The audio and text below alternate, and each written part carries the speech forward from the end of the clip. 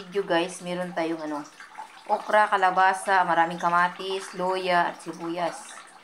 So, guys, magsabaw ako ng isda dahil yung anak ko may lagnat. Puso na naman sakit ngayon guys. Sari. Isda na sari. Ulo lang. Ulo lang ang sabawin ko. So, ang sarap niyan guys. Pakulo tayo ng tubig. Ilunod natin yung ating luya. Maraming luya nilagay ko kay pampatanggal ng lansa.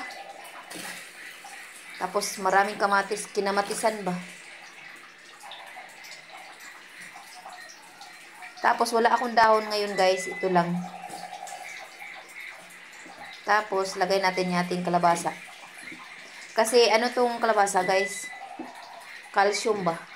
So guys, balikan ko kayo mamaya. Ilagay natin yung ating isda guys.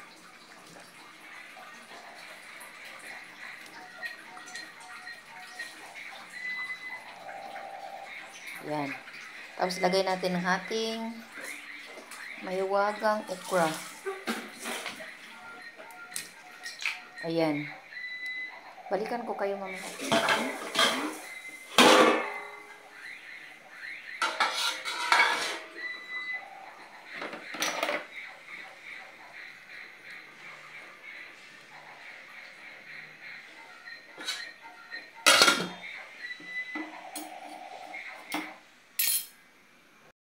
So, ayan guys, sobrang taba niya. Lagyan natin ng pampalasa. Lagyan ko niya ng asin. Balikan ko kayo maya. Ang taba-taba oh. Oh, namituon oh. So, ayan guys. Ready to eat na yan. Ang sarap. Sarap.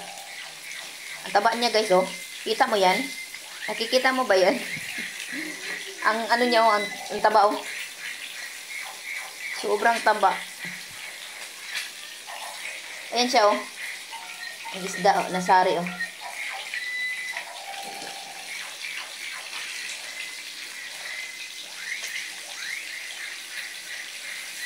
Ayan.